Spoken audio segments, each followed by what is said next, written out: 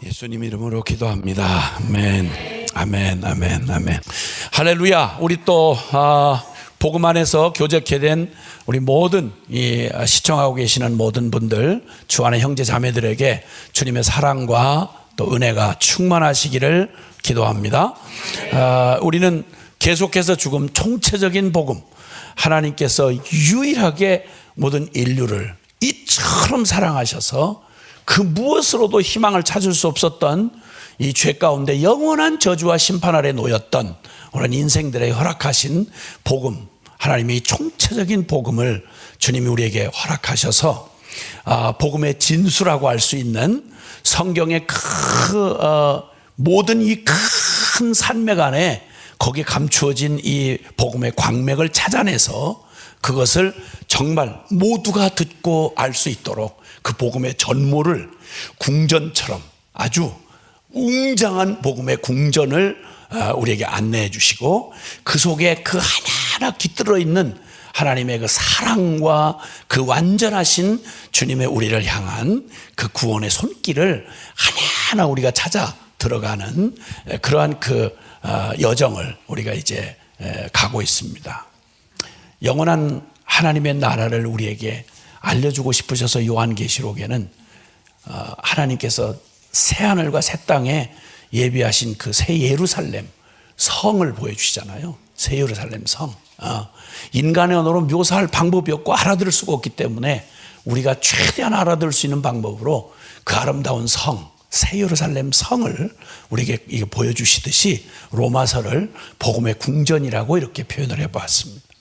하나님께서 이제 이 궁전 안으로 우리를 들이시면서 그 궁전을 딱 들어가는데 모든 절망적인 인생들에게 오라, 여호와의 구원을 보라 하는 앞에 문이 딱 있고 그리고 그 문을 삐걱 열고 들어가는데 그 문 앞에 딱 보여지는 게 의인은 믿음으로 말미암아 살리라. 아무 문구 같기도 하지만 그러나 얼마나 쉽고 누구라도 모든 민족 누구라도 받아 누릴 수 있도록 믿기만 하면 얻는 구원을 이 비밀을 암시해 주시는 그런 선언과 함께 로마서 1장 17절의 선언과 함께 문을 열고 들어가는 거죠. 왜 믿음이면 되는지, 왜 믿음이 아니고는 불가능한지 이제 이러한 우리의 궁금증들을 풀어가는 이런 과정들을 지나오고 있습니다. 이제 우리는 그 로마서 이제 7장에 도달하게 됐는데요. 로마서 7장을 이렇게 전체적으로 보면 제목으로 본다면 율법과 복음 이렇게 말할 수 있겠습니다. 율법과 복음. 사실 이 율법은 복음을 담아서 우리에게 이게 전달해 준 가교 역할을 하기도 했고, 그리고 그 안에 율법을 담은 그릇 역할, 복음을 담은 그릇 역할도 했습니다. 하나님이 주신 것이며 그 하나님이 그 분명하게 그 율법을 특별하게 허락해 주셔서 하나님이 어떤 분이신지, 또 우리가 어떤 그 구원이 필요한 존재인지, 그리고 하나님이 세우시는 그 의의 기준이 무엇인지를 여러 모양으로 보여주신 하나님의 선한 도구가 바로 율법이었습니다. 그런데 그 율법을 이제 우리 그 율법이 여기서 다시 거론되는 이유는 법 아는 자들에게 로마서 7장 1절을 한번 보시겠습니다. 로마서 7장 1절 시작. 형제들아, 내가 법 아는 자들에게 말하노니 너희는 그 법이 사람이 살 동안만 그를 주관하는 줄 알지 못하느냐, 이렇게 되어 있습니다. 자, 여기 이제 복음의 막 멋진 진전을 이제 가고 있었어요. 우리는 로마서 6장에 오면 아주 절정에 이르러서 하나님이 우리를 구원하실 유일한 길, 하나님도 의롭고 우리도 의로울 수 있는 완전한 구원을 우리에게 주시기 위해서 우리로서는, 존재적 죄인인 우리로서는 어떠한 기준을 제시해 주어도, 길을 열어 주어도 그걸 누릴 수가 없는 아주 존재적 죄인이었던 우리에게 하나님이 그 말할 수 없는 하나님의 그 비밀, 의로우신 하나님도 의롭고 구원받는 우리도 의로운 그래서 복음에는 하나님의 의가 나타났다 이렇게 말하잖아요. 근데 그 하나님의 의가 그냥 존재하는 공의로서가 아니라 우리를 살리는 의, 그 복음의 의를 말씀해 주는 것이었죠. 그래서 그 십자가를 주님이 복음을 완벽하게 예수 그리스도를 통해서 이루어 주셨고, 그 십자가의 복음이 이제 완성됐기 때문에 이제 하나님은 이제 문제가 없어요. 그리고 누구든지 그 복음을 믿기만 하면 이제 그 하나님이 예비하신 하나님의 의를 누릴 수 있고, 떳떳하고 당당하게 하나님 앞에 나아가서 하나님이 주시는 축복을 그대로 누릴 수 있도록 하나님 다 일을 다 이루어 놓으셨어요. 그리고 그 주님이 이루신 하나님의 의가 나의 의가 되는 길을 오직 믿음으로 허락해 놓으신 거예요. 그래서 이 십자가의 복음에 아주 신비한, 그 십자가의 그 신비한 비밀이 연합인데요. 연합. 그래서 예수 그리스도의 죽으심이 나를 위한 죽음으로 완전히 간주돼서 나의 율법의 정죄를 받고 죽어야 될 나의 죽음을 예수님의 십자가에서 해결하셨기 때문에 그 주님의 복음을 믿고 받아들이는 사람은 예수님이 죄에 대한 심판을 끝내고, 그리고 죽으신 그 죽음의 효력이 나와 연합이 돼서 예수님 죽을 때 나 함께 죽었고, 그리고 그분이 다시 부활하실 때 나도 함께 연합되어서 그 믿음 안에 연합된 사람은 예수님과 함께 죽고 예수님과 함께 부활하고, 그래서 주님 안에 일어났던 모든 일들이 모두가 내게 다 실제가 되어지는 그 신비한 믿음의 비밀을 설명해 주신 게 로마서 6장이었습니다.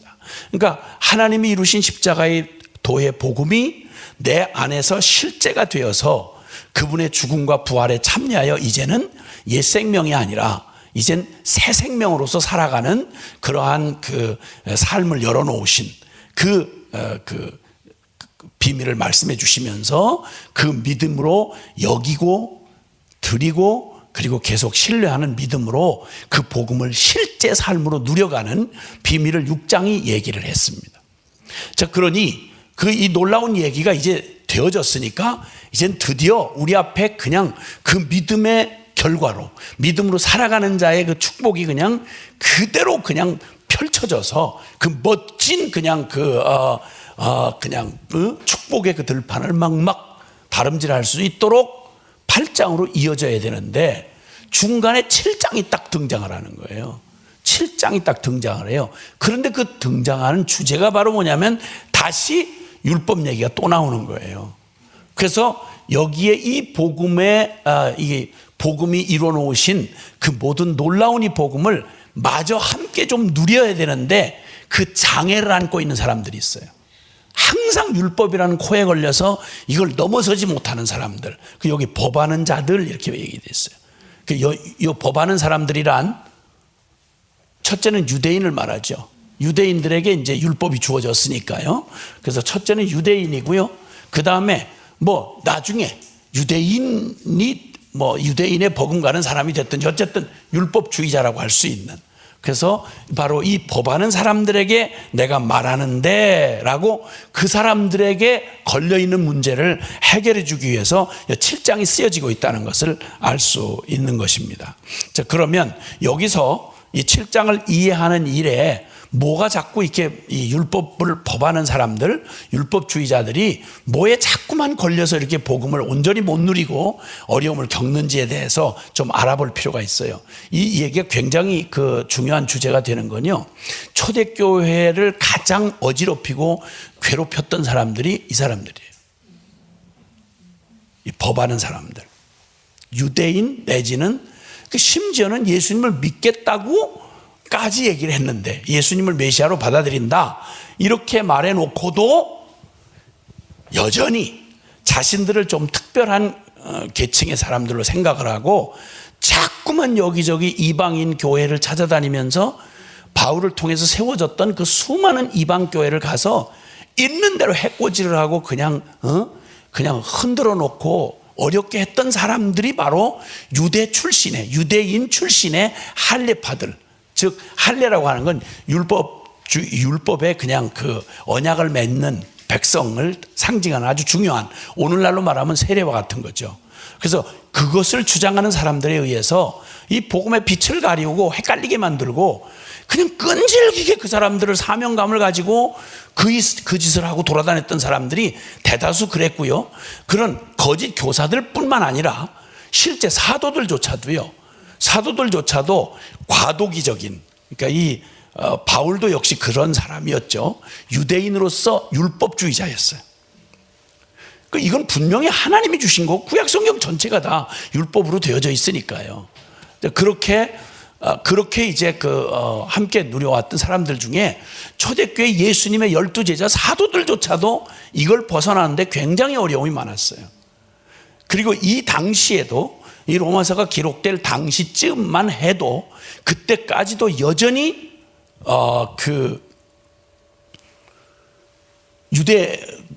예루살렘 출신의 그러한 유대인들 그리고 혹은 율법주의자 중에 크리스찬들, 복음을 받은 사람들이죠. 그 사람들의 생각 속에 여전히 예수님도 믿고 율법도 지켜야 된다, 이걸 고집하는 사람들이 있었어요. 이게 과도기적인 현상이죠. 그래서 나중에는 이제 결국은 예루살렘 총회를 통해서 모든 사람에게 다 유대인이 유대인 아닌 걸로 돌아갈 필요는 없지만 유대인으로서 복음을 받으면 자기들이 늘 그 안에 율법에 주어진 목적이 무슨 율법의 그 조문에 있는 게 아니라 그 율법의 행위를 통해서 하나님을 사랑하고 이웃을 사랑하는 율법의 본질을 지키라고 준 거니까 굳이 그걸 버려야만 된다 이것도 아닌 거예요. 근데 문제는 자꾸만 그걸 본질과 같이 중요하게 생각하는 일들이 생겨나서 그런 거죠. 자, 이런 사람들 가운데 한번 그 상황 분위기가 어땠는지를 한번 보실 필요가 있는데요. 이 율법에 관한 법을 아는 자들에게 지금 다시 그 오해를 벗겨주는, 율법과 복음은 어떤 관계냐, 이 문제를 해결해 주는 노력을 해야 될 만큼 그때 분위기 자체가 그랬어요. 그 초기에 1세기의 교회는 그럴 수밖에 없었어요. 자, 사도행전 21장을 한번 가보세요. 사도행전 21장. 사도행전 21장 보면, 사도행전 21장 보면 우리 20절부터요. 20절부터 우리 26절까지 거기에 보면 지금 바울이 예루살렘을 이제 갔습니다. 그러니까 3차 전도 여행을 마치면서 예루살렘에 이제 구제 헌금을 보내면서 예루살렘을 들리게 돼요. 들리게 되는데 이때를 기준으로 이제 요 때가 예루살렘 방문에 이제 어쩌면 마지막이 될 수 있는 그런 상황입니다. 여기서 이제 붙들려 가지고 감옥에 2년 동안 있다가 그리고 이제 로마로 압송되는 이런 과정 중에 있는 지금 상황이에요. 자, 그가 이제 바울이 그 예루살렘에 있는 모교회라고 할 수 있는 예루살렘 교회에 거기를 방문해서 구제헌금을 전달하고, 그리고 이방 교회가 이 율법을 무시하거나 이상한 다른 이단을 만든 게 아니고 너희가 알고 믿는 대로 바로 그 예수님을 만났고 그 복음을 믿는 거다, 똑같은 복음을 믿는 거다, 이걸 이제 이방인의 사도로서 이 모교회인 예루살렘 교회에 함께 같이 말하자면 오해를 없애고 같은 성령께서 일하시고 한 복음을 가졌다는 걸 알려주려고 그 목적으로 사실은 이방교회의 사랑을 담아서 구제헌금을 가지고 어려움에 처해 있는 예루살렘 교회를 사랑을 전하면서 우리는 한 그리스도 안에 한 몸이다, 한 몸된 공동체다, 이걸 이제 하려고 간 길이었어요. 그런데 20절부터 한번 읽어볼까요? 시작. 그들이 듣고 하나님께 영광을 돌리고 바울더러 이르되, 형제여, 그대도 보는 바에 유대인 중에 믿는 자 수만 명이 있으니 다 율법에 열심을 가진 자라. 네가 이방에 있는 모든 유대인을 가르치되 모세를 배반하고 아들에게 할례를 행하지 말고 또 관습을 지키지 말라 한 다음을 그들이 들었도다.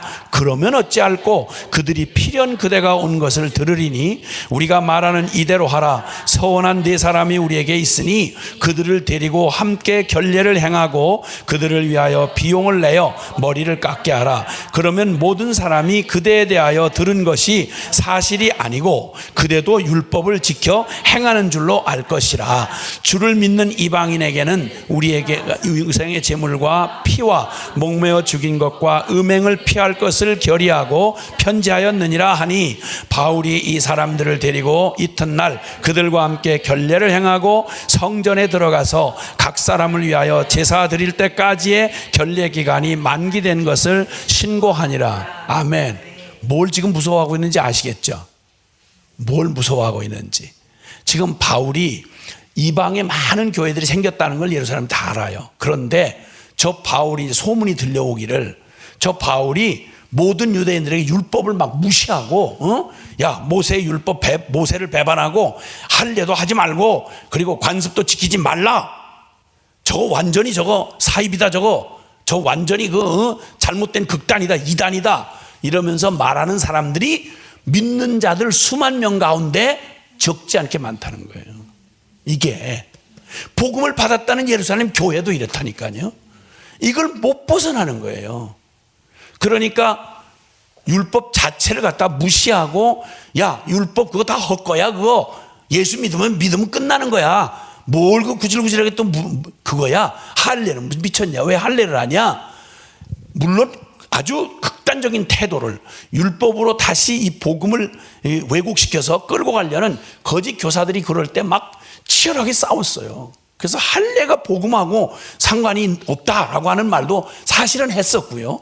그리고 율법의 여러 가지 관습들, 절기들, 뭐 이런 것들, 유대인들의 구약에서 지켜오던 그 모든 것들이 사실은 다 예수 그리스도로 완성이 됐어, 사실은.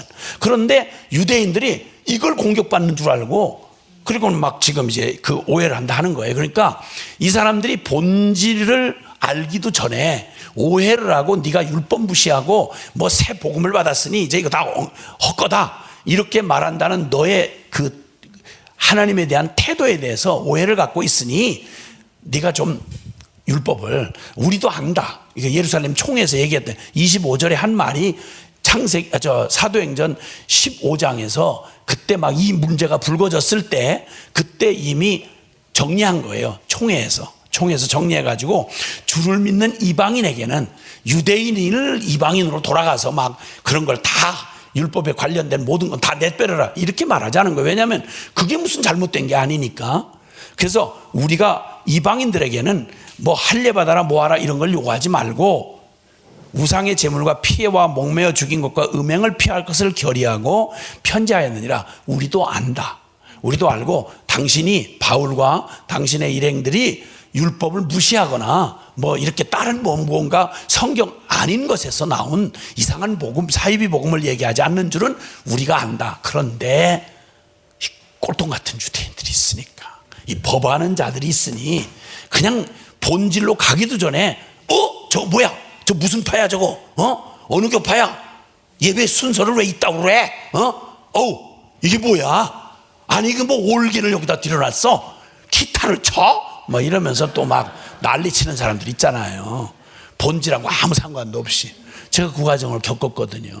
한국교회 70년대, 80, 90년대 기타를 어디서 쳐요? 기타를 예배 시간에 율동을 어디서 강단에서 율동을 해요? 말도 안 되는 얘기지.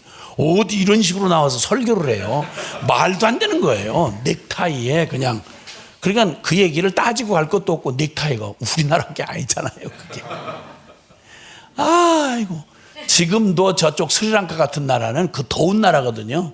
근데 영국 사람들이 으실으실 추운 나라, 그냥 꾸물꾸물 비가 많이 오는 나라에서 늘 했던 예복이 후드를 이렇게 덮는단 말이에요. 후드를 어깨에다 이렇게 덮는, 겨울에 코트 위에다가 후드 걸치는 거 있잖아요. 그 예복이 그거예요. 더운 날. 그 성공에 저거 하는 사람들은 그 현지인들이 그걸 고스란히 배워가지고 이거 안 하면 막 큰일 나는 줄 아는 거예요, 이걸. 그러고 막 본질 아닌 걸 붙잡고 막 난리를 친단 말이에요. 율법이 바로 그러한 장애물의 역할을 하고 있었단 말이에요. 이 정도로 어려웠어요. 이 정도로 복음을 액면 그대로 받아들이기가, 이방인은 이방인대로 어렵지만 진짜 어려운 사람들이 누구냐면 법하는 사람들. 혼돈이 있는 거예요. 오해가 있는 거예요. 율법으로는, 왜냐하면 계속까지 지금까지 한 얘기가 율법으로는 구원 못 받는다. 오직 믿음으로 구원받는다. 유대인이나 이방인이나 그 율법으로 지켰다고 뭐 할례 받았다고 구원받는 거 아니다. 오직 믿음으로 구원받는다. 이렇게 말하니까 이게 뭐야 이거 완전히. 그럼 구약에 우리 하나님이 유대인들한테 한 얘기 다 헛방이란 얘기야? 하나님이 바뀌었어? 이것들 아주 이상한 것들이네? 이러면서 복음을 받는다고 하면서도 이 문제가 계속 걸려 넘어지는 거예요.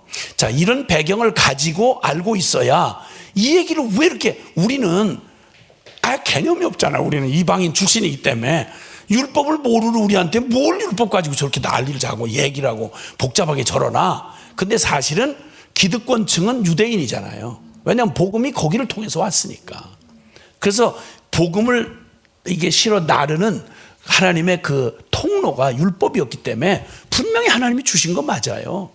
그래서 그 오해를 벗겨내기 위해서 지금 이제 이 율법에 관한 얘기를 이게 해줘야 그 다음 6장에서 이 결론난 엄청난 십자가의 도의 연합의 비밀, 이것으로 이제 그 누려지는 8장의 승리의 그 멋진 장면으로 직바로 가도 되는데, 이 7장에 여기에 끼지 못하는 사람들, 여전히 뭐가 놀랍다, 은혜스럽다, 그런데 하고 여전히 넘어서지 못하는 이 율법에 자꾸만 걸려 넘어질 위험이 있는 사람들을 위해서 7장 얘기가 다뤄져요. 근데 사실 이건 유대인들에게만 필요한 건 아니고요. 어느덧 우리도 이방인이었지만 어느덧 믿음 생활에 와서 주류가 딱 되고 나면 우리는 본성적으로요, 율법 문제가 이렇게 끈적끈적하게 이렇게 되느냐면 율법이 내가 하는 행위의 중심이기 때문에 그래요. 자기 의가 되기 때문에. 그래서 복음 이방인 출신으로도 나중에 가면 꼭 율법적인 행태를 보여요, 신앙생활을 하다 보면. 그래서 그러기 때문에 이 주제는 1차적으로는 법하는 자들이지만 여전히 율법주의적 성향을 가지고 있는 우리 모두를 다 포함하는 얘기의 주제다. 자, 이렇게 배경 설명을 이제 하고, 그리고 이제 이 7장의 내용을 아주 간단해요. 얘기는 다른 거 없어요. 지금까지 얘기하는 것 중에, 자, 우선 율법을 아는 자들에게 내가 말한다 라고 말하면서 율법이, 자, 우리 7장으로 가보겠습니다. 7장에서 로마서 7장, 그 법이 사람 살 동안만 주관한 줄을 알지 못하느냐. 그러니까 율법의 한시적인, 그러니까 사명, 역할, 기능, 이걸 얘기해 주는 거예요. 근데 이게 율법이 무슨 결론인 것처럼 그걸 붙들고 막 그걸 자기 의를 삼으려고 하는 이 사람들의 오해를 벗겨주는 거예요. 율법은 그러면서 무슨 얘기를 하냐면 예를 든 거예요. 예를 든 게 바로 뭐냐면 그 결혼 예를 들었어요. 결혼 예를 들어서 율법대로 말하자면 일부일처 이렇게 결혼을 해가지고 결혼을 했는데, 만약에 어떤 어려움이 생겨서, 만약 어려움이 생겼는데 남편 있는 여인이 그 남편 생전에는 남편이 살아있는 동안에는 법으로 그에게 매인받아요. 그러니까 결혼을 했다는 말은 율법 아래 서로 그 남편에게 이제 예속이 되는 거죠. 이렇게 서로에게 예속이 되는 거죠. 그러니까 만약에 그걸 어기면, 남편이 살아있는데 만약에 다른 이에게로 가면 그 사람은 간음한 죄에 해당한단 말이에요, 율법으로 말하면.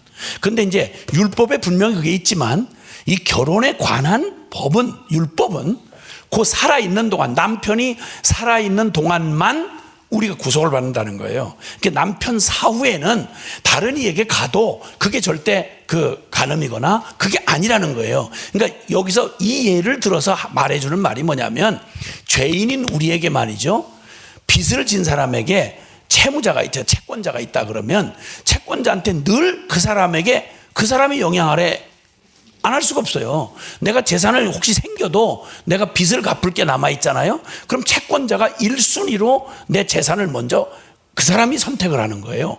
그러니까 빚을 갚지 못하는 한 나는 법 아래에 있는 거예요. 그 빚쟁이 그 권한 아래에 있는 거죠. 그러니까 죄가 있는 한, 이 죄 문제를 근본적으로 해결하지 못하는 한, 죄 문제를 해결하지 못한다면 율법은 항상 남편처럼 얽매이는 게 된단 말이에요. 근데 이건 한시적이야. 그게 뭐냐? 빚을 갚아버리면 더 이상 채권자와 나의 관계는 끝나는 거예요. 그럼 율법과 나의 관계는 뭐냐? 바로 내가 율법의 요구를 완전히 이뤄낼 수 있는 존재가 되면, 즉 죄의 빚을 다 갚아버리면, 죄와 상관이 없는 자가 되면, 그러면 더 이상 율법은 나하고 상관이 없어지는 거예요. 율법에서 자유케 되는 거예요. 그래서 율법이 구원하고 상관이 없다는 얘기의 한 면을 얘기해 주는 게 바로 율법은 한시적이다, 조건적이고, 그래서 율법은 죄인에게 얽매이는 기능이 있어요. 죄인을 통제하고 죄인을 얽매이는 기능이 있어. 그런데 여기 그러면서 4절에 보면 율법에 대해서 내가 죽었다라고 하는 말을 해요. 자, 복음 안에 들어간다는 말은 무슨 말이냐? 율법에서 우리가 자유케 됐다는 말은 율법 내 꼰잡버리고 나는 자유다, 이제 마음대로 방탕하게 살아도 되겠다, 이런 식으로 또 말을 트집을 잡는 거예요, 이 율법주의자들이. 그럼 막 그 도덕 폐기론자들이냐? 이게 계속 듣는 말이었거든요. 십자가의 복음을 믿기만 하면 난 완전히 죄 용서받고 이제 율법에 매이지 않아도 된다, 이렇게 말을 했더니 그러면 율법 없이 그냥 되는 대로 지 마음대로 죄 깔리는 대로 이렇게 사는 거냐, 이런 얘기인 거예요. 우리가 다 은혜의 이 복음을 받고 죄에서 완전히 죄사함 받고 율법에서 벗어났으니 이젠 율법하고 아무 눈치 볼 것도 없이, 그러면 은혜를 더하게 하기 위해서 죄에 더 거하면 되지, 죄 자꾸 지면 되겠네? 그럴 수가 없느니라. 아멘. 6장 시작이 그렇잖아요. 그러니까 우리가 은혜로 구원을 받았으니까 그럼 우리가 더 은혜를 더 누리기 위해서, 죄가 많은 곳에 은혜가 많다니까, 값없이 용서해 준다고 하니까 복음이 그렇게 얘기하는 거 아니냐, 이러면서 막 또 복음을 공격하는 거예요. 율법을 안다는 사람들이. 이것들 말이 개판됐네, 이것들 이거 엉망진창 이상한 거 가르치네, 이렇게 시비를 거는 거예요. 그 말을 이해해 주기 위해서 차근차근 지금 얘기를 짚어주는 거예요. 율법은 한시적이고 조건적이다. 그리고 이제 4절에 율법에 대해서 내가 죽었다. 어떻게 죽었느냐 보세요. 4절 한번 보세요. 4절 시작.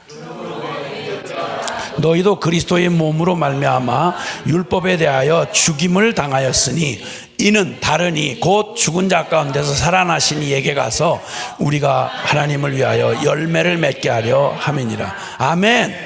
율법은 율법 자체로 우리를 율법을 지키게 해줄 수 있는 생명을 줄 수가 없어요.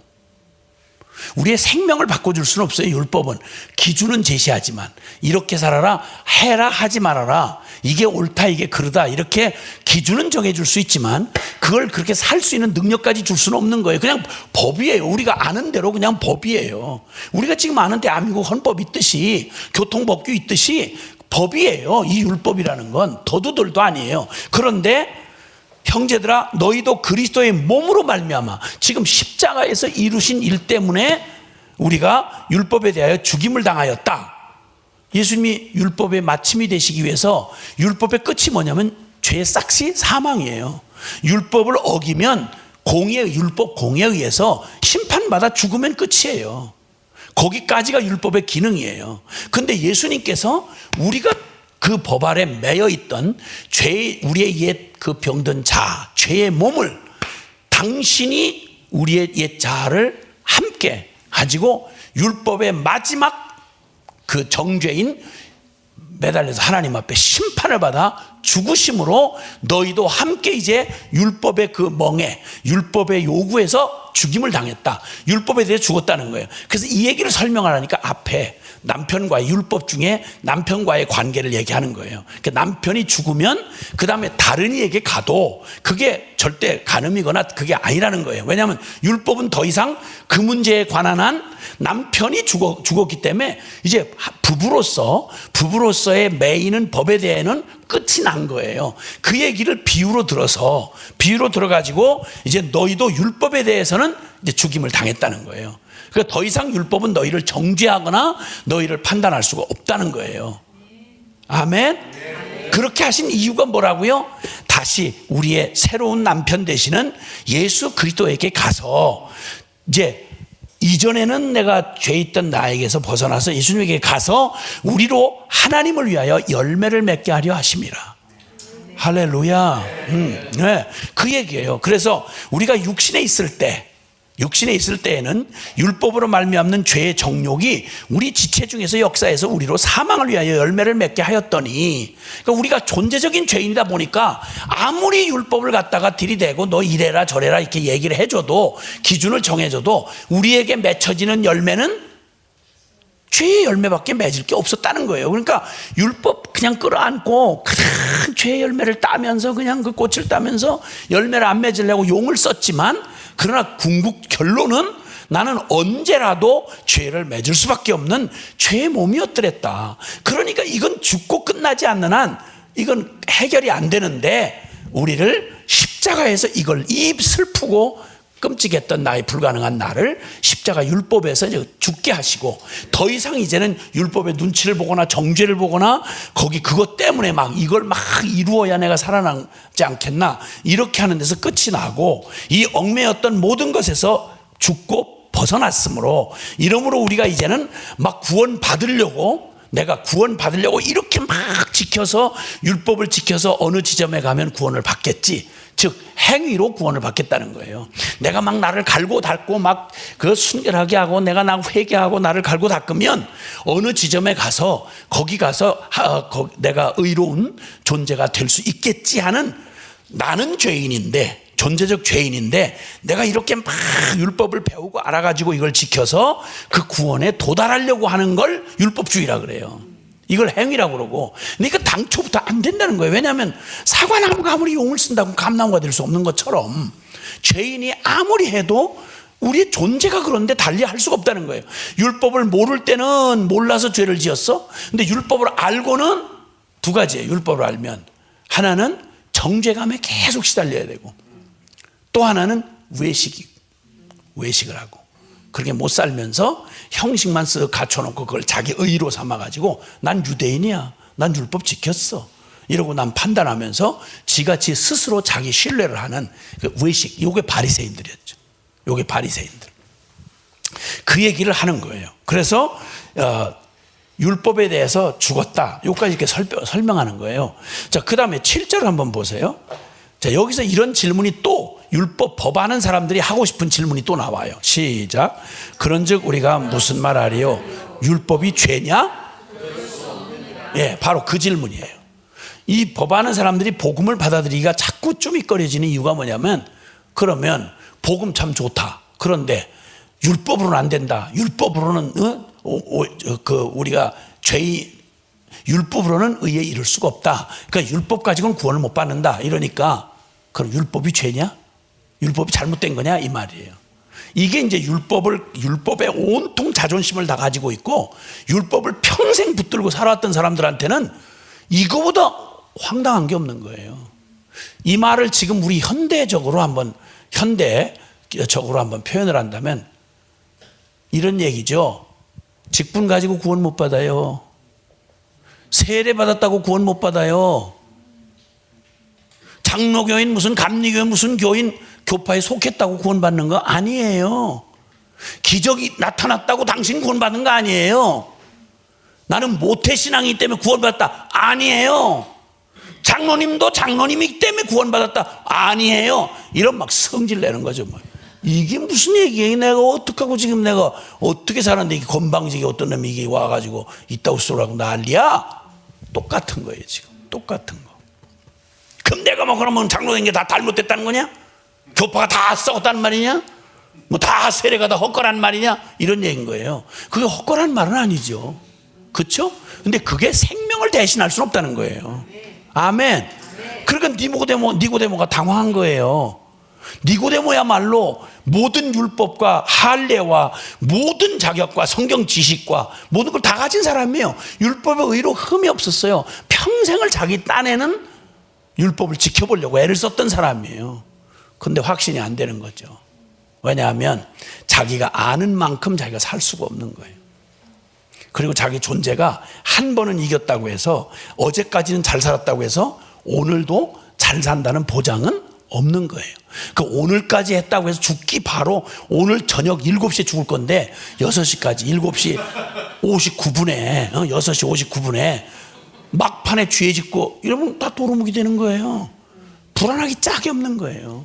그러니까 고민을 하고 예수님 찾아온 거죠. 그랬더니 주님이 긴 얘기를 뭐 이건 되고 저건 안 되고 그건 뭐 원래 의미가 없고 이런 얘기 할 것도 없었어요. 그냥 한 방에 너 다시 태어나지 않으면, 너 거듭나지 않고는 너는 하늘나라 구경도 못한다, 이렇게 된 거예요. 얼마나 충격이에요. 그러니까 그러니까 이 얘기를 받은 니고데모도 당황스러워서 처음에 받기가 어려웠어요. 어찌 그런 일이 있을 수 있겠냐는 거예요. 이 말 속에는 모든 질문이 함축되어 있는 거예요. 딴 사람들은 전부 그냥 예수님을 이 말하는 예수님의 생애 십자가를 들이민 얘기가 그 말 아니겠어요? 다시 태어나야 된다고. 너는 갈고 닦아서 될 일이 아니라고. 다시 태어나야 된다고. 이러니까 막 그럼 그동안 유대인은 뭐냐는 거예요. 그동안 율법 이건 다 뭐냐는 거예요 이거. 이 긴 역사에 하나님의 기적은 뭐냐 이거야. 기적 다 사실이죠. 성전 다 사실이고 말씀 다 사실이죠.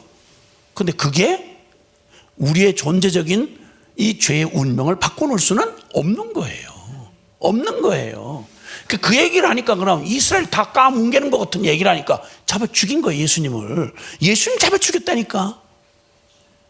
그 병이 지금도 신약시대는 우리 피 속에 그대로 흐르고 있는 거예요. 이 질문 꼭 하고 싶은 거예요. 그러면 뭐 다 틀렸단 말이냐? 다 하나님이 그렇게 하라고 해서 성경에 다 나와 있는 얘기인데 그럼 그거 가지고 뭐 그게 다 틀렸단 말이냐? 소용없단 말이냐? 그 율법이 죄냐 이 말이에요. 그 얘기를. 그럴 수가 없느니라.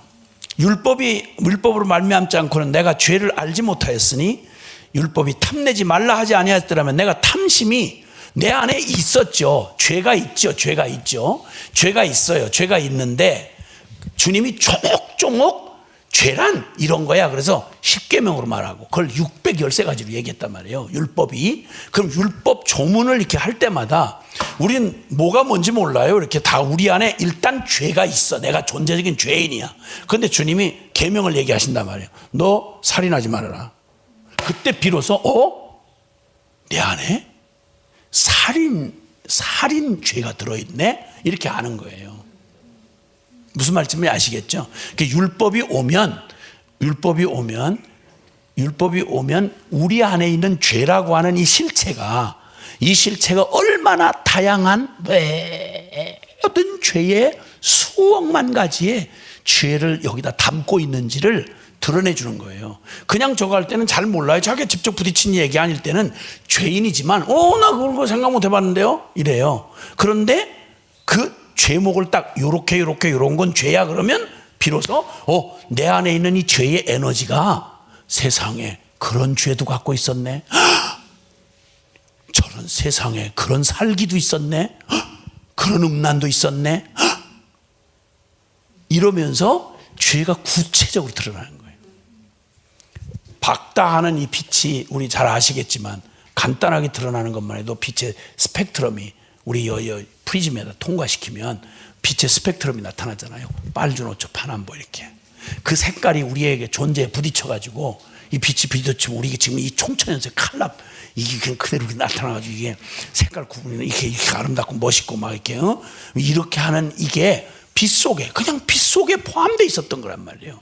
근데 그게 반응하는 것에 따라서 이제 우리가 색깔을 구분하고 이렇게 드러나듯이 한 빛인데 한 죄인데 그 죄 안에 율법으로 말하면 600가지가 넘는 그 수많은 음란한 죄만도 차마 입에다 담을 수 없는 얘기를 여기 율법에 있잖아요. 음란한 죄만도. 어떻게 이런 일이 가능할까 싶었는데 보고 계시잖아요. 지금 생난리 발광하는 이 발전된 문명 세계에서 별 발광을 하는 이게 오늘날 갑자기 생긴 거냐? 아니요. 그 난잡하고 더럽고 추악하고 정신없는 무질서한 이 정욕과 음욕이 여기 성경 내위기에 그냥 읽기가 무섭게 그냥 그대로 다 이러지 말아라 이렇게 하지 마라 저렇게 하지 마라 얘기한 모든 얘기가 다 그냥 비춰지는 것마다 다 죄가 그냥 보통 음욕 한마디로 이렇게 말했는데 이게 얼마나 다양한 기가 막힌 모습으로 이게 내재되어 있는지 그 음욕이라는 에너지가 상황과 조건만 만나면 무슨 짓으로 만들어질 수 있는지가 그냥 율법을 통해 드러난단 말이에요. 율법을 통해서. 율법이 모세에게 주어지기 전까지 이전까지도 아담 이후에 모든 인류가 다 죄 가운데 태어나서 죄자가 죽었잖아요. 그렇죠? 죄가 왕노릇했어요. 그런데 그걸 무슨 죄라고 할 수가 없는 거예요.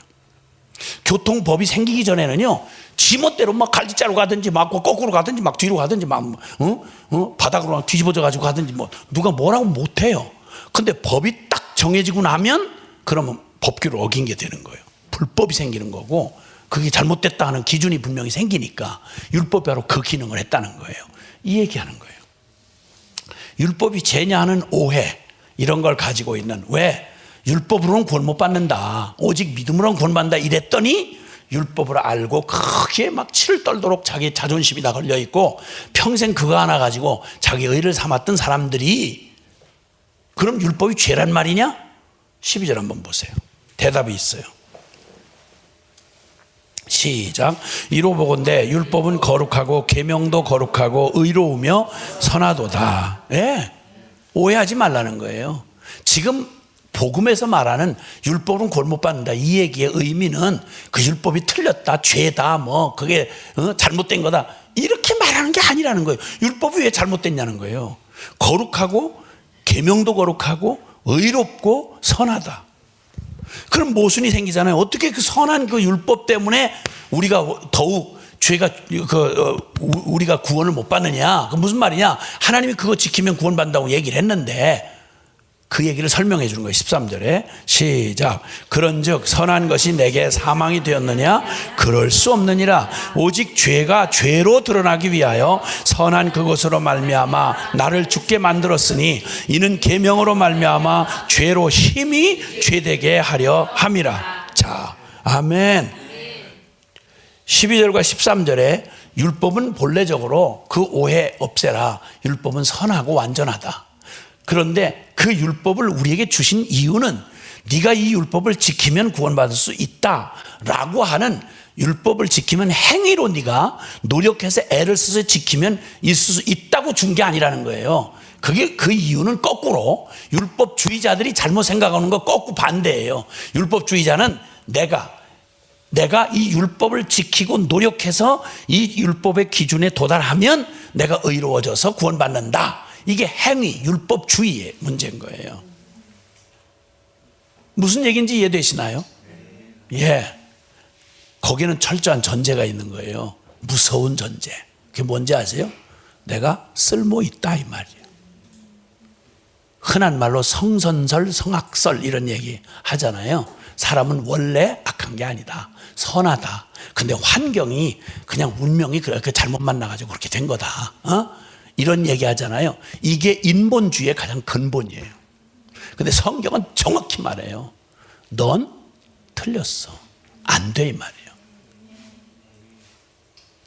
너는 존재적으로 악하다, 이 말이에요.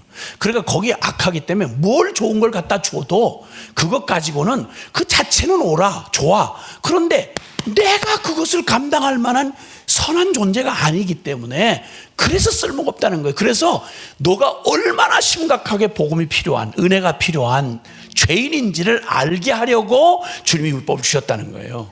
근데 율법주의자는 잘못 생각한 거예요. 나는 그렇게 나쁜 놈은 아닌데 그냥 깨끗이 좀 노력 좀 하면 이 좋은 기준을 가지고 율법을 잘 배우면, 그러니까 율법주의자들이 생각하기에 율법을 모르는 이방 저것들은 완전히 이방 개야, 개. 저 무식한 것들 이 되는 거야. 그리고 자기는 율법을 알고 그걸 지키려는 노력을 좀 하고 있으니까 차원이 다르다고 생각한 거예요. No.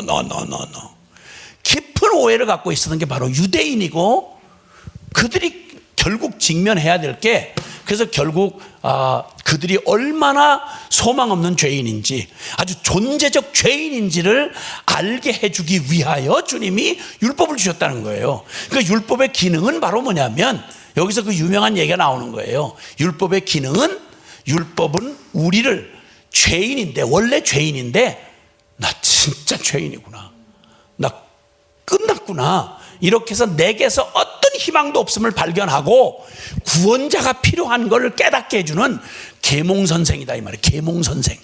그래서 우리를 봐, 너 소망 없지? 봐, 돼? 안 되지? 봐, 너 무슨 존재인지 알겠어? 예, 미치겠네요, 끝났네요, 진짜. 야, 내가 이 정도예요? 정말. 이렇게 해서 털썩 주저앉고, 그때 비로소 은혜라는 말을 알아듣게 하는 거예요. 은혜, 받을 자격이 전혀 없는 자에게 하나님이 일방적으로 베풀어 주시는 은혜가 아니면, 그 은혜로 인하지 않으면 구원의 길은 꿈도 꿀 수 없고 있을 수도 없다는 얘기예요. 그 얘기 하자는 거예요. 그 얘기를 말이에요. 그리고는 그 얘기를 하면서 율법주의의 대가로, 율법주의의 한복판에서 서슬퍼렇게 펄펄 뛰고 이 말을 가장, 율법이냐 복음이냐, 이 사이를 가장 받아들일 수가 없어서 율법의 입장에 서서 그냥 막 무차별하게 복음을 얘기하는 교회와 스테반부터 시작해서 그냥 그 온통 교회를, 아이로부터 노인에 이르기까지 막 싸그리 잡아 죽이러 쫓아다니던 사람이 바울이었잖아요. 이 바울을 주님이 기가 막히게 사로잡으셔서 그 피 맺힌 자신의 극단을 갔던 자신의 모습, 율법과 복음의 이 극명한 이 사실을 발견하고, 바울 같은 사람 아니면 누가 이렇게 깨닫겠어요? 누가 이렇게 절절히 깨닫겠어요? 아마 피눈물을 짜내듯이 기록했을 거예요. 성령이 이 얘기를 하실 때 맞습니다, 주여 맞습니다, 주여 맞습니다, 아마 피눈물을 짜내서 기록했을 거예요. 로마서 7장 이걸 정확하게 못 알아들으면요, 죽으라고 복음의 뭐 은혜를 받았다, 뭘 한다, 사역한다, 조금만 탄력이 받으면 무슨 짓을 할지 우리가 잘 알잖아요. 그 어줍지 않은 교만한 게 율법을 자기 의로 세워가지고 내가 누군데, 내가 무슨 사역을 했는데, 내가 이렇게 헌신하고 희생을 했는데, 이거 반드시 무슨 모양이든지 이 몸 용트림이 나오지 않을 수가 없어요. 내가 철저하게, 그리고 나서 하는 말이 14절에 절망적인 얘기하는 거예요. 우리가 율법은 신령한 줄 알거니와 나는 육신에 속하여 죄 아래 팔렸도다, 이렇게 말해요. 율법이 신령한 거예요. 율법이 자꾸만 복음하고 꼭 멀리 있는 것처럼 얘기하지만 아니요. 율법이야말로 복음을 담아내는 아주 가장 온전한 표현이에요. 그건 하나님의 정의를 표현하고 있으니까. 근데 그 자체가 우리 죄인된 생명을 줄 수는 없단 말이에요. 그래서 사실 율법 안에도 제사법이 존재했다고요. 율법이, 왜냐하면 목적이 그거니까. 네가 이 율법의 기준은 이거야. 근데 어때? 네 자격으로 나올 수 있겠어? 안 되지? 그러니까 너 희생 제물 잡아서 번제를 잡아가지고 그거 끝나고 죄의 문제에 대해서 네 자신이 저 제물과 함께 죽었다고 믿는 그 믿음으로 너 나한테 예배를 드리러 나와. 이게 이미 구약시대 율법부터 있었다고요. 근데 못 알아듣는 거죠. 이건 그냥 의식이야, 종교의식. 나는 양 잡았다, 소 잡았다, 이제 또 이게 훈장이 되는 거예요. 이 기가 막히고 미련에 터진 인간들, 이 불쌍한 죄인들 어떻게 하면 좋겠냐 말이야. 자기도 모르고 그랬다는 거예요. 그리고는 탄식을 하면서, 율법은 그러고 지금까지 따지고 보니까, 이 말 저 말 따져고 보니까, 와, 율법은 영이신 하나님 우리에게 주신 신령한 법이구나. 율법은 전혀 잘못된 게 없고 거룩하고 완전해. 그러니까 자꾸 율법이 잘 됐냐 못 됐냐 이 말을 하는 게 아니라는 걸 여기서 결론을 내고, 그런데 문제는 율법은 온전하고 신령한데 나는 육신에 팔려 육신에 속하여 죄 아래 팔렸도다. 그러면서 그가 그렇게 눈물겹게 율법을 지켜서 의로워지려고 노력했던 그의 일생 가운데 드러났던 뼈 아픈 얘기를 여기 쭉 얘기하고 있어요. 15절부터 내가 행하는 것을 내가 알지 못하노니 곧 내가 원하는 것은 행하지 아니하고 도리어 미워하는 것을 행함이라. 만일 내가 원하지 아니하는 그것을 행하면 내가 이로써 율법이 선한 것을 시인한다.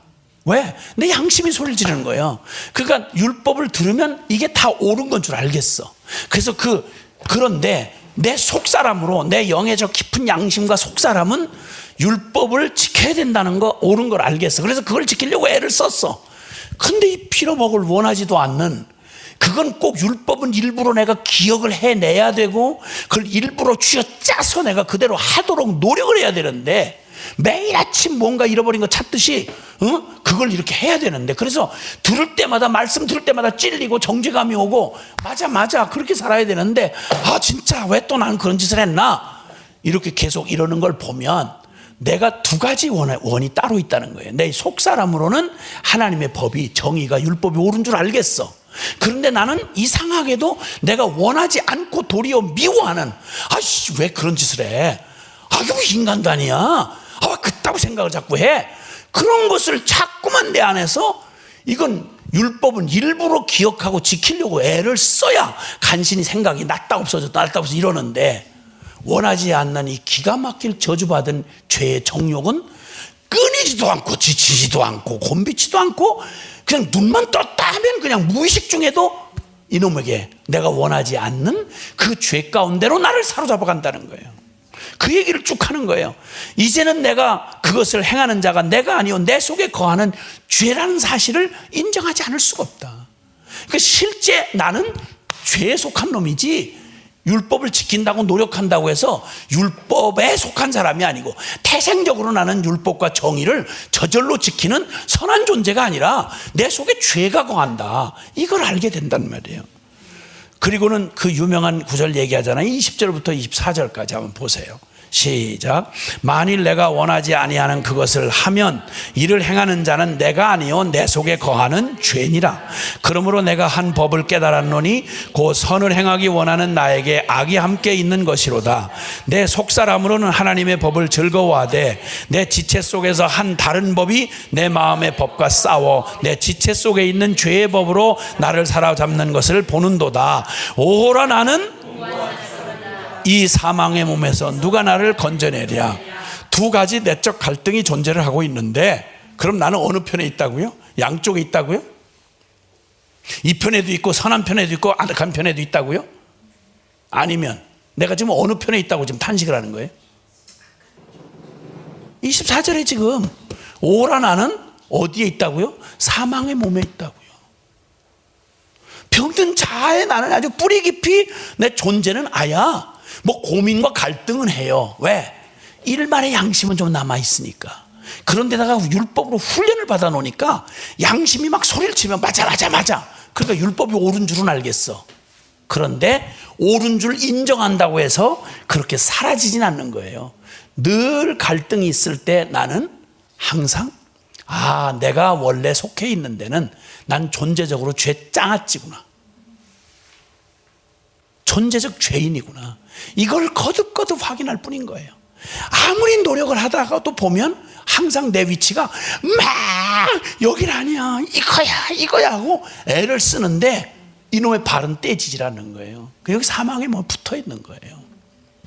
누가 나를 이 사망의 몸에서 건져내랴. 누가? 내가 벗어나는 건 이제 끝났고 이건 말이 안 되는 얘기고, 그럼 누가 도대체 나를 이 기가 막힌 운명에서 끄집어내가지고 사망의 몸에서 나를 건져내랴. 이게 바로 이 모든 논증에 대한 결론이에요.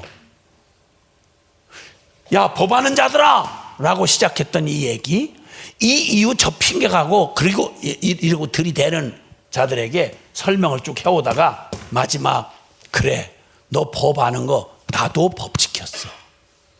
나도 그렇게 율법주의자로 살았어. 근데 어때 너? 너 지금 그 말하고 있는 지금 이 순간에도 너는 어디에 속한 놈 같아? 양심적으로 생각해봐. 네가 원래 선한 놈이냐?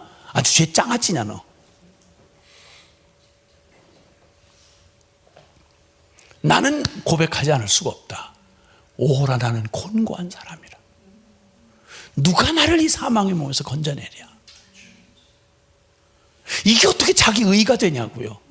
율법을 지키라고 노력해왔다. 이게 어떻게 내가 의로운 사람이 됐다는 보장이 되며, 어떻게 이 정도 따위를 가지고 속은 시커먼 놈이 겉을 막 때밀고 이렇게 흉내냈다고 해서 어떻게 존재적으로 의로우신 하나님 앞에 난 이거 의로우니까 받아주세요 이렇게 하고 나갈 놈이 누가 있겠냐 이 말이야.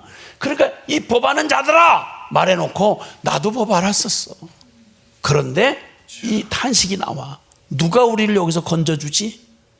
뭐가 우리를 건져줄 것 같으냐? 뭐가 구원의 복음이 될 것 같으냐? 뭐가 희망이 될 것 같으냐? 이 말이에요. 너 그렇게 성질내고 너 그렇게 막 잘난 것처럼 얘기를 하고 막 성질내고 그러는데 너 이 지경인 거 인정 안 하냐 너? 누가 우리를 이 비극에서 건져낼까? 누가? 아직도 율법 소리 할래 또? 아직도 율법 얘기 율법 할 얘기가 아직도 네 주둥이 남아있냐? 이 말이에요. 그 율법으로 안 되니까 그러면 내가 안 되니까 끝났다. 그럼 복음 무슨 복음이야? 그냥 그런 줄 알고 망하면 되는 거지. 곧바로 그 탄식을 외치면서 이 벌렸던 주둥이가 그대로 막 쐐기를 박힘을 당하고 오라난 곤고한 사람이라 누가 나를 이 사망의 몸에서 건져내랴. 그리고 그 유명한 말이 나오는 거예요. 25절에 우리 주 예수 그리스도로 말미암아 하나님께 감사하리로다. 아멘. 아멘. 아멘. 예. 여기 지금 그 우리 주 예수 그리스도로 말미암아 하나님께 감사하리로다. 여기는 잘 표현이 안 되어 있는데 그 세 번역에 보면 주님께서 우리를 여기서 건져주신 하나님께, 누가 나를 건져내랴 하고 탄식한 게 24절이잖아요. 근데 세 번역에 보면 이 원어에 더 가깝게 번역됐다고 하는 세 번역에 보면 바로 누가 나를 이 사망에서 건져내랴 한 탄식 끝에 감사하리로다. 우리 주 예수를 통하여 나를 건져주신 하나님께 감사를 드립니다. 아멘. 이 얘기 가지고 시비가 붙었잖아요. 이 얘기 가지고. 그럼 복음대로 살 수 있다? 완전 성화주의를 얘기한다 뭐 이런 식으로 교단들이 들고 일어났잖아요.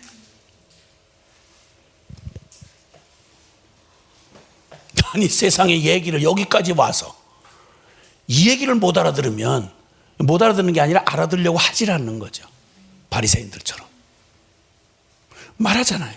누가 우리를 기가 막힌 이 여기에서 건져내랴. 누가 건져내랴. 근데 감사리로다. 어쩔 수 없다. 복음은 놀라운데 6장까지 너무 놀라웠는데 율법 생각하다 보니까 우리 현실은 또 여전히 그렇잖아. 뭐 복음 얘기하지만 또 나는 날마다 또 이렇게 엎어지고 자빠지고 오라 나는 공부한 사람이다. 누가 나를 여기서 건져내냐. 그래서 어쩔 수 없는 거야.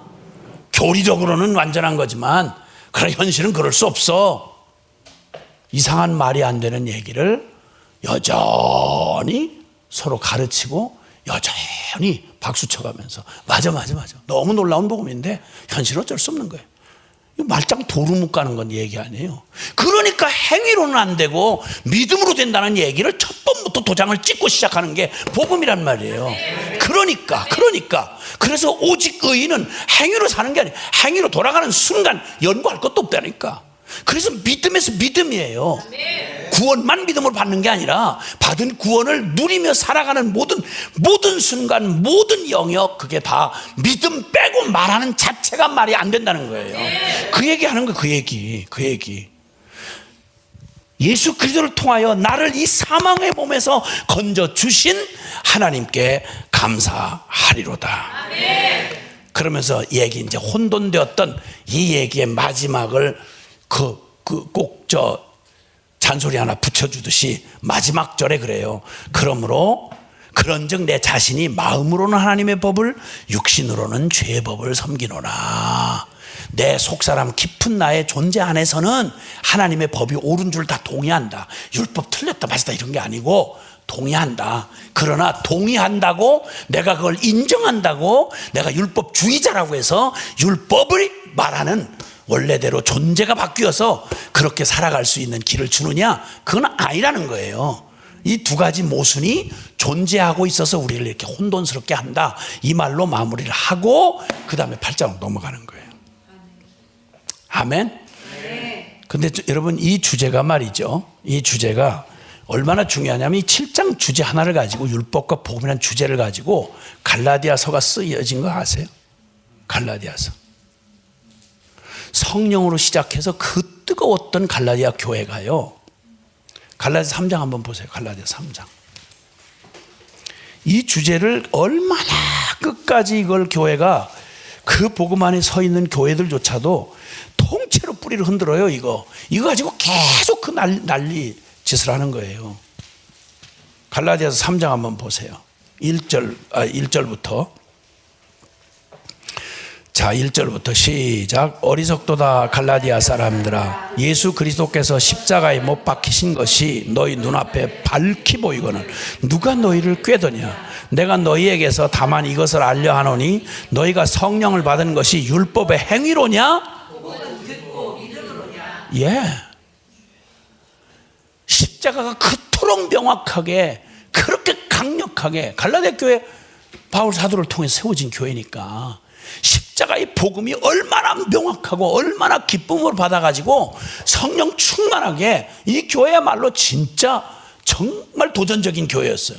근데 그렇게 그리스도의 십자가에 못 박힌 너희 눈앞에 밝히 보이고 십자가의 복음이 그토록 명확하게 너희를 삶을 바꿔서 성령의 삶으로 너희 존재를 바꾼 걸 너희가 너무도 잘 알고 네가 경험했는데 너 그 놀라운 복음의 결론인 성령을 받고 성령으로 사는 삶이 너 율법의 행위에서 난 거였어. 네가 할례 받고 막 율법 지키고 이럴 노력을 하는 걸로 그게 가능했어? 아니면 십자가에 죽고 다시 사는 이 복음을 듣고 믿음에서야. 어떻게 하다 너 이 지경이 됐어? 무슨 지경이 된지 아세요? 법하는 자들 이것들이 와가지고 야 이거 이방 것들 요즘에 뭐 은혜 좀 불 받았다고 난리를 치는 모양인데 야야야야 얘들 왜 이래 이거 너네가 할례를 받았어? 아이고 이 막 싸구려 같은 것들 참 웃기네. 네가 민수기를 알아? 유월절을 알아 너가? 이러니까 그게 아니라고 하면 몰라도 그게 근본으로 시작된 게 바로 복음이니까. 그러니까 난 신학도 안 했는데 난 그것도 모르는데 난 그것도 못 들었는데 나 그런 거 아무것도 모르는데 이것들이 할례가 무슨 의미인 줄 알아 이게? 어디다가 함부로 이방 것들이 이게 함부로 이게 명함 내밀고 난리야 이것들? 똑바로 해. 너 처음부터 다 시작해야 되는 거야. 예수 믿는 거 다 좋아. 우리도 믿어. 근데 이거 말이야 이거 그 바울이 이거 너무 싸구려 얘기를 해놓은 거야. 야 너네 뭐 날마다 그냥 엉망진창으로 살다가 갑자기 예수만 믿는다고 어느 날 구원받았네 자유하게 됐네. 이게 무슨 짓이냐 너. 하는 꼴 하지 마. 너네가 뭐 야 손 씻고 밥 먹어? 얘들 봐 이것들. 아이고 네가 결례를 알아? 안식일의 의미를 네가 아냐고? 듣는 것마다 주눅이 드는 거예요. 그 잔뜩 시달리다가 완전히 하나둘씩 할례를 받기 시작한 거예요. 엉망진창을 만들어 놓은 거예요. 바울이 가장 가슴 아팠던 바울을 일생 쫓아다니면서 회방질을 했던 게 누구냐면 믿는다고 같이 말하면서 예수만 믿어서 안 돼. 플러스 할례. 할례 받는다는 말은 모든 율법을 다 지켜야 된다는 얘기예요. 정통이 돼야 돼. 이것들 사입이야 이거. 비주류야. 이게 바로 초대교회를 있는 대로 잡아 흔들던 바로 그 무리들이었어요. 이 거짓 교사들이에요. 이 사탄의 무리들이었어요. 이게 예수 이름을 팔되 플러스 이렇게 해서 인간들이 듣고 좋은 대로 열심히 최선을 다하고 그럼 갖추고 다 갖춰야지. 이래서 인간들 좋아하는 내 중심으로 내 행위. 그 결국 말은 뭐 율법주의도 안 그래도 율법주의 사상이 다른 거 없어요. 내가 내 최선으로 살아간다 이 말이야. 죄인이지만 내가 그렇게 쓸모없는 죄인 아니라는 거예요. 그래서 뭐만 조금 거기다 덜러 붙여놓으면 숨었던 그 은근한 교만 죽을 때까지 늙어 죽을 때까지 그거 안 나요 그거. 인간 진짜 그러니까 복음의 영광을 못 누리는 거예요. 그 냄새는 누가 잘 맡는지 아세요? 그걸 추구하는 이방인들이 더 잘 맡아요. 교회가 세속적이면요, 교회가 세속적이다, 돈 밝힌다, 권력 밝힌다, 뭐 한다, 이걸 가장 먼저 아무리 숨기려고 해도 거룩한 척하고 우리는 뭐 그런 상관없어요, 우리 다 형제자매요 이래도 그거 진짜 뭘 저것들이 저렇게 밝히고 생 난리를 치는지는 전공이 세상 사는 사람들이에요. 하나님 없는 사람들. 그러니까 가장 냄새를 더 많이 맡아. 우리는 냄새가 금방 중독이 돼가지고 우리끼리 나는 냄새를 못 맡아요 사실은. 바깥에서 딱 여기를 맡으면 기가 막히게 맡는 거예요. 이야 결국 돈이구만. 아이고 질펀하이 저거 육적인 것들. 아이고 폼은 엄청 작고 거룩은 웬 거룩. 그냥 비아냥거리는 거예요. 그 뿌리가 어딘지 아세요? 율법주의예요. 율법주의. 뭐가 그렇게 허물기가 그렇게 아쉽죠? 뭐가 그렇게 자존심을 버리기가 그렇게 어렵죠? 뭘 쓸모가 있어요 내가? 무슨 희망이 있냐고? 이 끈질긴 싸움. 그래서 이 갈라디아서에서 얘기를 하다가 여러분 그 갈라디아서 3장 10절에 보면요. 그래, 율법 하는 자들에게 이제 들려주는 거예요. 네가 율법을 진짜 제대로 알고 하는 말이냐? 이 말이에요. 자, 한번 읽어보세요. 시작. 무릇 율법 행위에 속한 자들은 저주 아래 있나니 기록된 바 누구든지 율법책에 기록된 대로 모든 일을 항상 행하지 아니하는 자는 저주 아래 있는 자라 하였습니다. 아멘. 자, 그러면 율법주의로 만약 나갈 양이면 너 지금부터 단 한순간, 어느 한순간도 아무리 10가지를 다 지켰다고 해요. 10계명을 잘 지키다가 항상 10가지를 항상 지켜야 돼요. 항상. 만약 그 중에 하나만 어겼다, 그러면 율법으로 심판받아서 저주받아 마땅해요. 왜냐하면 율법은 목표가 아니고요, 커트라인이에요. 커트라인. 무슨 얘기인지 이해되시나요? 율법은 최상위, 하지 말라 해라 하는 얘기에 율법의 최고 목표점은 어디냐면 존재적으로 우리 원래 지음받은 목적대로 마음과 뜻과 정성 목숨 다해서 하나님을 사랑하고 그와 같이 내 이웃을 내 몸과 같이 사랑하라. 이게 율법이 지향하는 최고 목표점이에요. 그런데 율법의 행위로 내가 그런 사람이 되보려고 하지만 우리가 알지만 우리는 존재적으로 그런 자가 아니거든요. 존재적으로 죄의 저주를 받아가지고 하나님을 마음에 두기를 싫어해요. 이 싫어하는 본성을 거스려서 나 노력해야지, 주님 사랑해야지, 자꾸만 뭐 돈보다는 주님을 더 사랑하고 나는 뭐보다는 뭘 더 사랑하고 이렇게 노력을 죽으라고 한다고 그게 내 존재가 바뀌느냐? 안 바뀐단 말이에요. 안 바뀐단 말이에요. 그 중에 그 구약에 그 보면 그 다윗 시대에 다윗이 한번 아들 압살롬 반역 때문에 도망갈 때 그때 아주 겁대가리 없는 그 사울왕의 왕족이죠. 왕족 시므이라는 놈이 있어요. 이 시므이라는 놈이 당대 그냥 율법으로 말하면 그놈 목이 10개라도 감당이 못할 짓을 했어요. 이놈이 너무 시대를 빨리 읽은 거야. 그러니까 다윗이 사울 집안이었는데 다윗이 왕이 됐으니까 저놈 때문에 우리가 왕의 가족의 특권을 잃어버렸다, 이렇게 생각을 하는, 정적으로 생각하는 놈이야. 근데 이게 자기 아들한테 쫓김을 받으니까 얼마나 신이 났더니 현직 왕이거든요. 잠깐 피하는 거지 현직 왕이었어요. 근데 이놈이 터진 주둥이를 가지고 거기 그냥 너무 기가 막히게 자식하고 싸울 수가 없으니까 너무 비참한 마음으로, 하나님의 징계받는 마음으로 슬피 울면서 맨발로 신도 못 신고 거기 도피의 길을 가고 있는데 시므이라는 놈이 베냐민 지파 정적이죠. 원래대로 말했으면 다윗이 원래대로 했으면 싸그리 잡아 죽일 놈 중에 하나였어. 근데 살려주었더니 이놈이 기고만장을 해가지고 가는 이 깡패 자식 왕한테, 이 비루한 자의 깡패 자식아, 예의 배락을 맞을 놈아, 이러면서 그냥 막 있는 대로 막 모래를 집어 던지고 막 돌을 막 던지고 막 난리를 치고 막 미친 개처럼 난리를 치는 거예요. 그 급한 상황인데 다윗을 둘러서 지금 다윗이 가자니까 할 수 없이 가는데 다윗을 둘러 있는 사람들은 천하의 명장들이었어요. 천하의 명장들. 도저히 견딜 수가 없어요. 자기가 존경하는 왕을, 아무리 지금 상황이 이래서 이렇다지만 어떻게 그가 가다가 너무 기가 막히니까 왕이요, 잠깐 한 걸음만 좀 잠깐만 기회를 주십시오. 시간 오래 걸릴 거 없습니다. 그냥 쟤를 목과 몸을 분리를 좀 해가지고 오겠습니다. 저 그냥 두니까 이게 개가 너무 많이 짖어서 좀 그렇습니다. 잠깐만 시간을 주십시오. 그 중에는 이 물매를 돌리면요, 물매 이렇게 돌려서 이렇게 휙 던지면 웬만큼 몇백만 떨어지는데 팔이 왼쪽 눈알, 그러면 탁 팔이 왼쪽 눈알 맞는 이런 사람들이에요. 맨손으로 그냥 괜히, 이 사람들은 힘이 남아돌아서 어쩔 줄 모르는 사람들이야. 그 성경에 웬만해서 그런 얘기 안 하는데 다윗의 33인 용사들이 면면이 하나하나 소개돼요.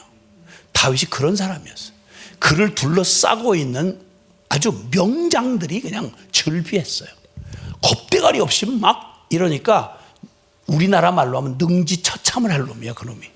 근데 요 교활한 놈이 나중에 다시 진압이 돼서 돌아오는데 세력을, 베냐민 지파와 이 다른 세력들을 세워놓고 공식으로 정치적으로 얼른 빨리 돌아오는 그를 얼른 맞이하면서 하나님 이름으로 왕이요. 왜냐하면 그때 만약에 정적을 치는 걸로 만약 하면 반란했던 모든 백성을 다 죽일지도 모른다는 두려움이 있던 때니까 용서를 보여줘야 되는 거예요. 우리 선거하다가 막 끝나고 나면 서로 우린 대화합의 정치를 이러잖아요. 금방 막 죽일 듯이 그러다가 이제 그런 기가 막힌 요 정세를 기가 막히게 판단하는 놈이야. 그래가지고 많은 사람들 앞에서 공개적으로 왕이요, 이 죄인을 용서해 주시옵소서, 하해 같은 은혜를 베푸셔서. 이러니까 울며 겨자 먹기로 오냐, 너를 처단하지 않겠다, 이렇게 하고 공식으로 하나님 이름으로 약속을 하게 해요. 하나님 이름으로 약속했으니까 다윗 생애는 못 죽여요. 근데 다윗이 유언을 남겨요. 그 백발이 절대 편히 돌아가지 못하게 해라. 솔로몬이 왕위를 이어받을 때 하나님의 공의는 여전히 남아있어요. 그때 그 시므이에게 얘기해요. 네가 원래대로 하면 넌 맞아 죽을 놈이야. 넌 벌써 죽었어야 돼. 그런데 너가 정말 하나님의 이름을 걸고, 네가 교활하게 하나님의 이름을 걸고 억지로 받아낸 자비를 내가 누리고 있으니 너는 지금 살 수 있는 나를 사는 게 아니야. 네 놈은 원래 죽어야 되는데 단지 하나님의 이름으로 네가 연장을 받고 있을 뿐이야. 네가 의로워서 그런 거 아니야. 너 요 기드론 시내를 너 건너면 연금 상태죠. 그러니까 여기를 넘어서면 너는 그날로 너 머리와 몸은 분리되는 거야. 그래서 잘 지냈죠. 요행이 정치적으로 잘 살아남아서 3년을 잘 살았어요. 근데 고놈 밑에 고놈이 또 있잖아요. 시므이 집에 아주 준 시므이 같은, 주니어 시므이 뭐 이런 놈이, 종놈이 하나 있어가지고 시므이 재산을 이렇게 해가지고 토끼버렸어. 토끼는데 해필 어디를 토끼는 거 아니, 기드론 시내를 넘어서 토끼버렸어. 날 잡아봐라 이렇게 하고 그냥. 그러니까 이놈이 깜빡했어요. 깜빡했어. 너무 편안하게 3년을 지내다 보니까 이제는 지가 살 수 있어서 사는 줄 알고 깜빡했어. 그리고 저런 놈은 세상의 정의를 위하여 반드시 저놈은 처단하고 말리라. 정의의 사도가 돼가지고 그 도둑놈을 추적하러 기드론 시내를 넘었다는 말을 듣자마자 끌어다가 충분하다. 저 지금까지 다 지켰는데요. 3년 동안 한 번도 안 나갔는데요. 이걸 지킨 게 공로일까요? 아니요. 율법이 그런 거라는 거예요. 원래 우리는 심판 받고 태어났어요. 언제 죽어도 여한이 없어요.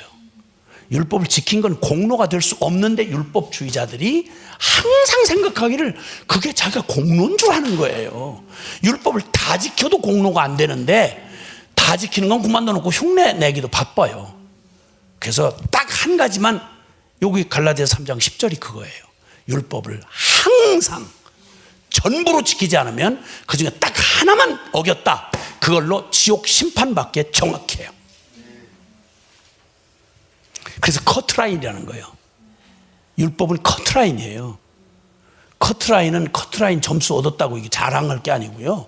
거기서 한 점만 모자라면 아무리 거의 다 맞췄어도 소용없어요. 커트라인은 한 점만, 1점만 모자라면 그건 낙방되는 거예요. 율법이 그런 거예요. 근데 이걸 그토록 깨닫기가 어려워요. 왜냐하면 하나님이 실제가 아니니까. 늘 그래서 그런 거예요. 복잡한 건 얘기가. 이렇게 해서 율법과 복음이라는 이 주제를 가지고 그토록 뒤흔들어 놓아가지고 그렇게 어려웠던 몇 가지 예 기억나시죠? 네. 예루살렘의 사도들조차도 수만 명의 예루살렘 교회도 그토록 복음과 율법의 이 내용을 정리하고 알기가 너무 어려워서 그놈의 오해를 계속하고 있으니까 바울 일행이 이방인 교회가 그걸 오해로 불식시키려고 애를 썼던 장면, 그렇죠? 갈라디아 교회를 그토록 복음에 견고히 섰던 교회를 율법이란 주제를 가지고 그냥 뿌리채 흔들어서 다시 해산하는 수고를 해야 할 만큼 이렇게 정신사납게 만들어 놓았던 얘기들, 이게 끈질기게 십자가의 죽음에 온전히 넘겨지지 않는 사람들의 몸부림이 요 비슷한 유형으로 이 7장의 유형이 그대로 남아서 지금도 계속 이 얘기를 여기까지 왔는데도 또 뭐 완전 성화가 어떠니 뭐 저떠니 뭐 이런 얘기를 가지고 계속 이 정신사나운 얘기를 하는 거예요. 이건 8장에만 딱 넘어가자마자 초반에 이 문제에 대한 모든 결론이 그냥 해결이 나거든요. 그리고 이 얘기는 이미 여기 율법에 관한 구절이라고 한 여기에서요, 여기에 준하는 내용을 중간중간 계속 이런 오해를 가지고 자꾸 얘기하고 덤벼드는 사람들에 대한 해답을 여기 지금 소개한 여기 구절 이 안에 지금 이 얘기가 다 들어있어요. 이걸 다시 지금 7장에서 묶어가지고 이 부분을 해결해 주고 넘어가야, 그래야 믿음으로 의롭다함을 받는다는 말이 그래서 가능하구나, 그거밖에 없구나 라고 하는 사실을 깨닫게 된단 말입니다. 아멘. 예, 잠깐 기도하고 우리 마치겠습니다. 이 율법주의적인 성향, 그 말은 뭐 율법이 뭐 어떻다 이거보다는 여전히 나를 믿는 그 끈적 나를 믿는 그 한량한 자존심을 끝까지 붙들고 병든 자아의 옛 추억을 더듬고 거기에 온전한 주님을 정말 받아들이지 않으려고 하는 이 기가 막힌 나의 이 끈질긴 모습이 7장에 다시 고스란히 재현이 되고 있어요. 누가 이 기가 막힐 운명에서 누가 나를 건져줄까? 그러나 복음은 감사리로다. 예수 그리스도로 말미암아 나를 거기서 건져주신 하나님 때문에 나는 이 복음을 노래할 수 있고 누릴 수 있다, 이 말이에요.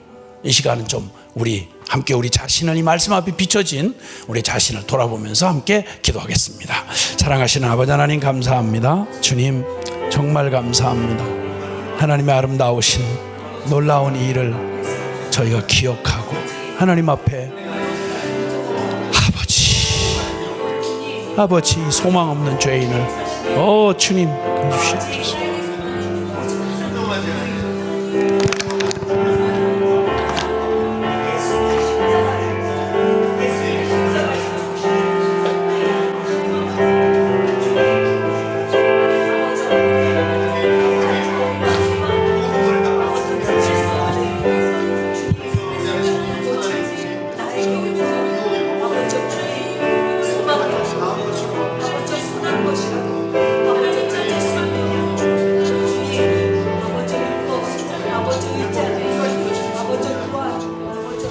다시 한번 기도합시다.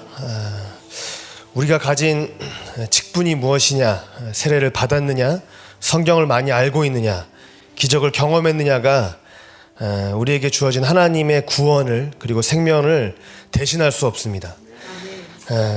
이 바울이 고백했던 것처럼 오라 나는 곤고한 사람이로다. 이 사망의 몸에서 누가 나를 건져내랴. 이것이 우리의 고백이 아닐 수 없습니다.